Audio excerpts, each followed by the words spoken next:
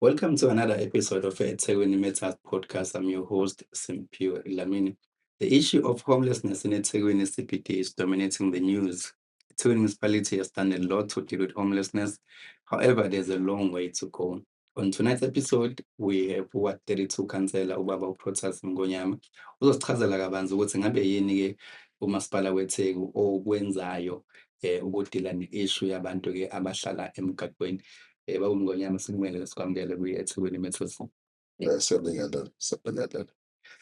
Baba Mngonyama, Check Uvela Road ibona kukhulunywa kakhulu ngawo kule nsuku. Kunabantu abahleli laphaya. Osomabhizinisi bayakhala kakhulu ngokuthi kuyakhanya emgaqweni, akukho safe, kungcolile. Ngabe kuthini-ke ukuphawula kwakho ngaleyo issue leyo mhlampe ongakusho osomabhizinisi abakhela kakhulu lowo mgwaqo loyo? Mhlawumbe umuntu akaqale ngale ngoba siyexoxa kakhulu silapha ku-Check Uvela. Ngifuna ukuyilanda la isuka khona. Yes. Yeah, because abantu bayibona silapha ku-Check Uvela phambi kwabo. Khona lapho kade icashe khona bengayibona. So la abafo laba abahleli lapha igebengu ngibabiza kanjalo mina. And ngafika elinye igama engase ngibabize ngalo ngoba ngazi ama-activities abawenzayo. So labafo labo bebe-occupy ipaki enkulu, Albert Park. Ama-residents engasakwazi uku-access ipaki. So sathatha-ke i-initiative SAPS, Metropolis, ngaKhandiworo ukuthi no, ake si-attack-e le nto. Sikhiphe labantu kwi-public space because ingane zisakwazi ukudlala. So last year-ke sakwazi ukuyenza i-war room. Lido Metropolis, SAPS, Land Invasion, everybody wayekhona umphakathi, office le-council. Sayenza i-attempt yokuqala basigolozela, sayenza i-attempt yesibili bagoloza. So okwesithathu-ke hayi sakubona sabatshena sathi abaphume lapha ngaphakathi ebhaki. Uzaba khona-ke ngenamba-ke beloke bebuya up until lize ngekhanda i-plan yokuthi sithole i-budget ukuthi sibi-ibhaki ukuze ibe-safe. So sabakhipha lapha. Njengoba babona besuka ebhaki baya lapha ngaseMathole Funeral, abavelanga baya lapha emgwaqweni. Again lapha ngaseMathole Funeral kwaba khona iy'nkinga zabosomabhizinisi be-complain ukuthi cha, ikhansela siyawasusa ama-industries wethu la mawukuthi awu-intervene la. Again, same team saya lapha. Safike sabasusa. So osomabhizinisi balapha noma ikhona i-concern kodwa bayabona ukuthi ikhona indlela esiyizamayo yokuthi sidile naleya nkinga. Mhlampe-ke umuntu akabuye kule ethanda ukubanga umsindo. Le kabameye ukuthi kwa-visitha laphaya. Ngidlule kahle nje kuyona. Ba-visitha namagrosa yonke leyo nto. So ngesikhathi esondela-ke bokukhona u-Ayanda Msweli bese kuqale ukuthi abakhulumise naye bameya bebakhulumise. Kuloku kubakhulumisa kwanama-stories a-good ukuthi siwaxoxele abantu. Kwanabantu bameya abakhulumisayo lapha abasarendayo bathi hayi bameya siyakuzwa ukuthi uthini. Sesikulungele thina ukuhamba siye emakhaya, i-counselling soyithola ngasemakhaya. Wakujabulela-ke lokhu bameya. Ingako wahamba waya laphaya. La magrosa lawa abangumsindo. Umphako walaba bebegoduka. Because le nto sifuna ukuyishaya ngama-section awu-2. Sifuna ukuyishaya nge-enforcement. Sifuna ukuyishaya ngokhumbula ekhaya. Siliveze usizo kade saqala-ke siliveza but sanamanye ama-approach manje. Le approach kakhumbula ekhaya. So uyazi-ke nawe Mhlonishwa umuntu phela mefika ekhaya kade ahamba bese ngafuni ukuthi siwumasipala sidwebe isithombe sokuthi nangu umuntu ingane kade yaduka 15 years. Ivele ifike nje ihambele ekhaya besifuna kube ne-approach yokuthi bamukeleke ekhaya bebefika. Akuyona-ke igrosa kuphela. Besibathengela ney'ngubo just ukuthi angafiki ey'hlobeni zakhe nakubazali bakhe esengathi ubukeka njengesilwane agcine engasamukeleka. So ayikho le eshuwayo ukuthi ubaba meya wanikeza amaphara ukudla empela ukuze laba bantu abahlala laphaya Yeah. engingazi ukuthi ngingagcina ngithini ngabo. So Yeah. kahle kahle kwakuwumphako kwakuwumngenandlini ngoba siyayithola i-report cha bahlele emakhaya abakaqali ukuganga futhi. So siyaxhumana-ke nabo masipala bakule ndawo lezi abaye kuzona ukuthi baba-organize lama-rehab babuyele esimeni sabo. So umeya le program abeyenza iqalile ikhiphe iy'thelo ezi-right kule kakhumbule ekhaya. Yeah, so Councillor Mngonyama, kahle kahle into ositshela yona la ukuthi kwangayeli kusho ukuthi content laphayana. Umsebenzi usuqalile and uyaqhubeka ukuthi laba bantu labana ngoba phela basuke emakhaya banamakhaya abo babuyele emakubo kahle kahle. So i-program uthi ihlukene kabili, ikhona le enforcement bese kuba khona le ukuthi kukhulunywe nabo kahle babuyisele kuphi emakhaya wabo. Mhlawumbe basitshele nje ukuthi mhlawumbe bangaki asebekwazile ukuthi since umeya afika that day bangaka asebekwazi ukuthi babuyele emakhaya abo. Noma ngingenawo ngamanye ama-stats a-latest kodwa nje umeya wenqathu evakashela abawu-4 alela langa kwangama-females awu-2 nama-males awu-2. So kade ngibuka nje ipheji la ayanda ekuseni. So umfana uyakhopha kahle ekhaya. Ngisabuke nje le mfana uyakhopha kahle ngicabanga ukuthi no-girl lo bamthola lapho uyakhopha futhi kahle. Yeah, so sifuna nje lento ukushintsha i-approach inokhumbula ekhaya phakathi. Bese iba ne-enforcement. Bese siba naleya program-ke esakha ithemba-ke. Isakha ithemba-ke ifana ne-workshop. Yabona uma ufela imoto uyithatha uyise workshop uyilungisa. Ithi masilungile bese uyayithatha uhambe nawe uyidrayive phela. Lapho esakha ithemba sisho ukuthi sesizoqeda bonke labafowethu abahlala emgwaqeni ngesikhathi esisodwa. Inama-phases wakhona. Sizomthatha simfake lapho esakha ithemba simlungise kuzobe kukhona wonke umuntu. Mese ready si-activate leya program kakhumbule ekhaya ahambe ekhaya aphume mese elungile kungena omunye aphume mese elungile kungena omunye. It's a long program. Akuyona i-program engathatha usuku because baningi labantu. Ukhuluma nakalaba abalapha kuSheguvala. ePinetown bayi-problem. La ngaphakathi emakethe wa-28 bayi-problem labantu.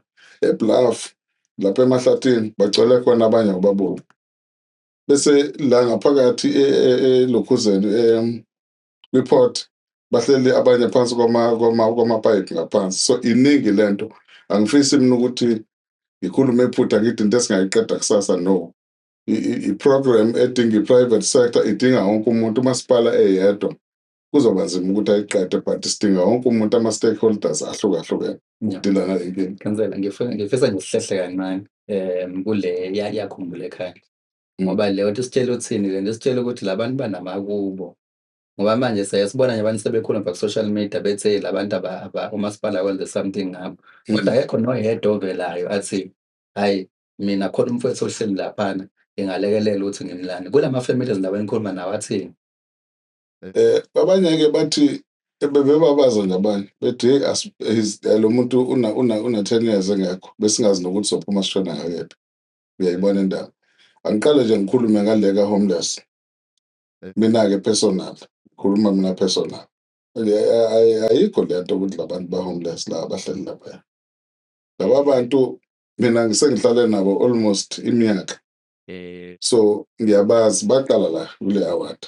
Baya ngokusabalala. Labantu basuke eMlazi, Chesterville, Lamontville, kulamalokishi lawa aseduza. Bambalwa basuke endaweni ey'kude. So asikwazi ukuthi sithi umuntu onjalo homeless. Yingakho sizoyifaka le enforcement. Ngoba asikwazi ukuthi sidedele idolobha elikhulu njengeTheku libe kulesa simo because leyanto it's a threat kwasomabhizinisi. It's a threat kwi-community safety. So nje i-threatenisha wonke umuntu leyanto. It's a threat kwe-economy. Akekho umuntu ozovuma ukuthi azofaka imali edolobheni othi uma ungena kulona lo mgwaqo usuka eCape Town lo ubonayo. Othi uma ungena kulona bese kuthiwa welcome to Durban. Bese kuba into enje asikwazi ukuyivuma leyanto. Laba-ke abakuSheguvala cha sizobasusa nje emgwaqeni because bavala umgwaqo lapho. So basusa emgwaqeni ukuthi baya ngakephi siya-enforce nje. odinga usizo somnika usizo. Lukhona usizo odinga usizo ngoba sihlezi si-avail usizo. Yingakho ubona lokhuzana makhi alapha eNorth Beach. Ila sisho khona uma udinga usizo sondela la. Nansi indawo kunamashawa lapha kunayo yonke into. Ukhuluma indaba ukuthi niyabasusa khansela. Omunye uzothi hayi man, labantu kade besusiwe akuphela nosuku base bebuyele laphana. Ithini i-plan? Angifuni ukukhuluma kakhulu ngeplan, kodwa bona sizobasusa. We are going to use the same strategy lesi besisenza lapha ngaphakathi uClearship Park. Angithi uyayibona ipaki ukuthi isenjani, Albert Park. Iyawahlula amapaki amaningi manje la asesilungwini. Silungisile senza konke but ukuthi-ke kwenzakalani. Kodwa laba bantu sakwazi ukubawina sabasusa nalapha implementa lawo ma-strategies lawo ukuthi sibasuse because asikwazi ukuvuma abantu bavala umgwaqo. Asikwazi ukuvuma abantu barobha abantu emini sibhekile. So leyo program sizoyenza namaphoyisa ne-community. Ngomgqibelo nje silontshe i-CPF ezodila nje specifically naleya nto ukuthi siyiqede leya. So ngi-understand ukuthi kunama-structures, kune-structures khona and ngiyakholwa ukuthi nosomabhizinisi abakulowa mgaqo they form part of that and niyaba-engage ukuthi ama-plans noma ungeke usitshele thina kodwa phela bona njengabantu abanamabhizinisi laphaya. One, bakhokha ama-rates kumasipala weTheku. Baqasha abantu amathuba emisebenzi lawo ngoba babethi bayahamba ngempela laphana bexoshwa yibo labafowethu. Khona baningi abantu abazosala bengenalokhuzana bengenasinkwa. So njengoba ngisho ukuthi niyakwazi ukuthi ni-engage nabo nibachazele ukuthi nakho la sikhona njengomasipala, nanku u-plan A, u-plan B no-plan D kuzobhala kanje. Mhlawumbe niphinde nibanikeze nanama-timelines futhi. Yeah, sine-war room esesiqale noMbilo Business Association. So isalapha at the ward level. So ngaye ngaba-approach ukuthi ake basondele bangagcini ngokukhuluma ku-Facebook kuphela. Abasondele sikhande strategy sokuthi sodila kanjani naleya nto. So ngicabanga ukuthi-ke sisahlale kabili nabo. Sizoqhubeka khona umhlangano nje siwubizile ozoba next week. La sobe siyibuka khona leya nto ukuthi bona bayibuka kanjani i-approach, kodwa sicishe sibuke ngendlela efanayo. Ukhansela wase-Ward 33, ukhansela uChristopher. So siyaba ne-collaboration naye sixoxe. So nje le hlangano enkulu ephethe amabhizinisi laphaya, ama-industries laphaya kwa-Sydney Road, i-on board. Sihlanganisa ama-strategies ukuthi-ke nabo ake basilekelela sibone ukuthi leya nto siyisusa kanjani ukuze amabhizinisi wabo aphephe, because njengoba belapha laba bantu abaphephile amabhizinisi wabo. Ngenhlanhla-ke bona-ke banayo ne-security nama-private security companies awabo. So bawabuyisile-ke bawabringa on board. So leya nto nje sibekezelele kancane le yokuthi bahlale emgwaqeni lapha bakhe izindlu siqeda-ke leya nto. Khansela, ukhulume ngendaba ye-Sakhitem okuyi-homeless shelter umasipala yakhayo laphaya endaweni yaseLower Illovo. Abantu abaningi bathi umasipala wakhe ihhotela nje, labantu bazofika laphana bafike bahlale khona. Mhlampe ngabe umuntu ongazi ngempela ongamchazela ukuthi ithini inhloso kamasipala ngaleya shelter le yakhiwa lapha, nanokuthi umuntu onjani ozoya kuleya shelter le? Akulona iqiniso ukuthi sakhe ihhotela, asakhi ihhotela. Sakha isikhungo esizokwazi ukuthi sidile nalento manje, sidile nalento in future ukuthi ingaphinde yenzeke. Singaphinde sithi siyidolobha elingaka sihlaselwe abantu abanje. Siyazi lento yama-migrants ukuthi igcwele umhlaba wonke, kodwa ithanda uba iningi kakhulu la eThekwini. Leya facility elaphaya eLovo, one, akulona ihhotela. Two, asakhi ijele laphaya. Ngenzela ukuthi icace leyo. We are not going to force anyone ukuthi aye laphayana, but senzani ifana ne-workshop le nto esiyakha lapha. Yabona uma ufelwa imoto uyithathe uyise workshop, ithi uma silungile bese siyakufonela ukuthi hhayi imoto yakho nansi esilungile ngithathe ihambe. La so-implimenta khona kakhulu-ke lwakhumbula ekhaya, uzombona lwakhumbula ekhaya esegijima ngaphaya ngoba sothi uma sesimlungisile lapha sofaka yonke into. ama-social worker, onesi, ilabo abadetoxayo. Uzongena lapha edidize lapho mase eqondile. Mese eqondile sesixhumana nabazali bakhe ukuthi abazomthatha. Asigcina abantu lapha, sizokugcina abantu laphayana. Ngenzela ukuthi umphakathi walapho ungayitsheni ukuthi sesilethe iy'gebengu eduze no. Asigcina abantu lapho, umuntu esizobe sesimfaka lapha, so day one siyaqala siyamsebenza. Bese siyam-assessa ukuthi sekulungele yini ukuthi ahambe aphinde ekhaya, si-activate le ababumeya ukhumbula ekhaya, ahambe agoduke simpheleze bese sombeka ekhaya. Omunye ikhansela uzothi siyawabona amatende eNorth Beach.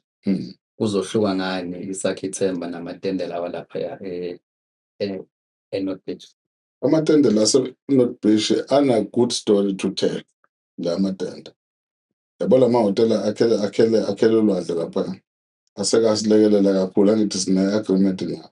So laba abalapha ematendeni, i-most yabo sebesebenza lapha ko-Garden Court, bani. Akusho ukuthi njeke asenzi lutho. Zikhona iy'tori eziningi ezingeveza izinto, ungay'thola wena lapha emahhotela uyiyela wena. Bakhona abasebenza e-Garden Court, bakhona abasebenza emahhotela ahlukahlukene laphayana. Abanye-ke basebenza kwamanye ama-industries, abanye bayi-EPWP, bayashanela la emgwaqeni. Sebakwazi ukuhlangana nemindeni yabo baseyona ibhedini yethu. Umsebenzi-ke wala matende, akusho ukuthi la matende ayasebenza la matende. Ingako ubona iy'namba ziya ngokuncipha kuwona, kugcwele, uma uya khona kugcwele, kodwa ngesikhathi ekuqala kwakugcwele. So kushuthi konke lokhu ukhansela ositshela khona kufakazela ukuthi umasipala le ndaba ye-homelessness awuqotele nje izandla, uyayisebenza nje ukuchaza nje ukuthi kunesikhathi esingakanani laba bantu abahleli laphaya ku-Che bazobe sebesukile. Yes. Not bona kuphela, nalaba abanye-ke abakulama-pocket areas akhona. Abagcwele kwezinye iy'ndawo Nabo futhi ne-plan yokuthi basuse. Mhlampe ngiyazi ukuthi le yama-timelines ingasixina kancane, kodwa awusiphe nje ukuthi mhlampe singalindele kube into yanini ngoba phela abantu basikhathele laba bantu laba abanabo. Yeah, uyazi mina ngiyake ngingafisi ukufokhasa kakhulu, yize kumnandi ukufokhasa kuma-challenges. Kodwa phela funa sibuke nala sisuka khona ukuthi indima esesiyidlalile ngala. Ngiyafisa mina ukuthi umphakathi uthi uma usibuka, yes, le nto ayikho right and kufanele umphakathi uphatheke kabi. Kodwa ake bayibuke both side, ke bayibuke nale, ngoba sisazobuya siyipresent ukuthi le nto sayiqala la, nazi la seyikhona. Sikhumbule futhi ukuthi sidila nezwe-ke, siyizwe elinemithetho. Abantu banama-constitutional rights. Kukhona human rights ngala eceleni. Uthi abuye akudonse ngocingo. Athi ayilalela lokho sokwenza manje akusekho-ke right. Ezinye iy'hibe esinazo zika-human rights, kodwa-ke siyakhuluma naye, siyaxoxa naye. Ngenhlanhla akakhona ama-ofisi wakhe lapha ewadini. Njalo uma kubanjwa inkunzi-ke bafonele kithi, nango-ke sebambe inkunzi-ke lo ohlala emgwaqeni. Wenze lokhu, wenza lokhu. Ngenzela ukuthi singathi uma sesibabamba ngezandla ey'nzima kube yibo abasivimbayo. Uyayibona? So nje mningi umsebenzi esesiwenzile, kodwa umonakalo mkhulu. Ukhona umsebenzi esesiwenzile, sikhona iy'tori ezi-right, abanye bama-artist, abanye balabafana. Asisho-ke ukuthi siyagcina lapho. Le yeSakhe Ithemba kukhona lapho izosithatha isibeke khona. Yeah. Ekugcineni siyiqede le nto yalabantu abazigebenga abahlala emgwaqeni bathonsa abantu. Usakhuluma ngey'nhlangano ey'fana no-Human Rights, siyathola ukuthi kukhona nama-NGOs alekelelayo, but akhona namanye okuyiwona avimba ukusebenza kamasipala ukuthi kuqeqelele le ndaba abantu abahleli laphaya. Mhlawumbe ungathini nje ukubadonsa ngendlebe noma ukubancenga ukuthi nabo ababone i-vision kamasipala, kungabi ukuthi bayanilwisa banise enkantolo ngaso sonke isikhathi banizama ukususa abantu laphaya. Ngijabulile-ke uma ngizwa ubaba umeya kade esedenisele. Ngoba sizama ukuba-understandisa, ba-understand phela abanye babo, angithi bathole imali phesheya. Lezi sustain ama-NGOs wabo. Bagcine sebesibuka njenge-threat njengomkhandlu. Kanti asilwi nama-NGO. Sithi ama-NGO akabe khona asebenze. Kodwa asingathi phela masiphusha bese sicindezela yini. Awude ngikutshela olunye udaba nje olungelona icala kulona icala engikutshela lo. Lapha e-132 akufidwa laphaya. Yabo into ukuthi ufike namabhodi amakhulu uzofida kushaya ulayini ayenziwa loo nto lapha ngiyivalile leyo nto. Because awukwazi ukuthi ufide abantu basuthi ebusuku base bebamba abantu inkunzi. So ngixoxile nawo lama NGO akade efida lapho ukuthi hhayi uma ufuna ukufida kunankinga uma unokudla. Kodwa khipha i-address baye kwakho uyobafidela kwakho. Ungaze ubafidele emgwaqeni uvale u-pavement abantu bangasakwazi ukuhamba. So nje akusafidwa laphayana. Mase uthola ufida laphaya siyazi-confiscate izinto zakho ngoba usuke sewuphula umthetho phela. Usilandele kahle kahle usilandela inkinga. Yabo. Esesidilile nawe yasuka eduze kwama-residence lapha e-Albert Park. Esihleli lapha la ihleli khona la fastile nayo khona. So nje iy'nkinga indaba lama-NGO kodwa-ke sizohamba sihambe sitholane because uma senza lama-enforcement banako ukucabanga ukuthi mhlambe sesisusa imali etafuleni kubona noma sesisusa ukudla etafuleni kubona kanti akunjalo. Thina sikhathalela abantu ukuthi abantu bangabanjwa inkunzi abantu babe safe. Okay. Sesivala nje baba Ngonyama lakho lokugcina kubahlali baseThekwini kuma-Red Prayers special awadlula laphaya ku-Che Guevara. Siyawubona umehluko e-Albert Park. Sinethemba ukuthi uzoba khona futhi umehluko nalapho ku-Che Guevara. Mhlampe lakho lokugcina sizibala. Elami lokugcina angibonge kakhulu ukuthi la nifuna khona ama-clarities nisibize sikwazi ukuthi sizowaxhasa. Elami lokugcina ukuthi abantu ababe nethemba siyiqalile le nto last year sabaphusha sabadudula ngena lapha ngaphakathi e-Albert Park ubone ukuthi sekunjani. Sine-better building forum lapha amabhilidi alungiswa kuhle each and every street light siyakhanya ngaphakathi. So labafu abasadlaleli lapha ngaphakathi ngifuna ukuqinisekisa ukuthi ngoba akubona phela abayona i-threat labantu ebantwini base-132 kuphela bayi-threat ebantwini baseThekwini iThekwini lonke abasibekezelele abantu siyayidinga i-support sizodila nayo leya nto sizoyilungisa leya nkinga. It's a concern to all of us. So nabantu bamabhizinisi ngokunjalo sizodinga basilekelele ngamanye ama-expertise abangenawo uthola ukuthi nasiyashoda kuwona. Yiloko nje kuphela engingafisa ukuthi ngidlulise. Siyabonga. Well, yikho-ke kade siniphathele kona kule episode yanamuhla ukhansela uMngonyama wo-Ward 32 obesichazela ngenhlelo zakamasipala zokususa abantu laba abahleli laphana emgaqweni kakhulukazi ku-Che Guevara. Ungakhohlwa-ke ukuthi-ke usilandele usubscribe uphinde ushare futhi. Have a good evening.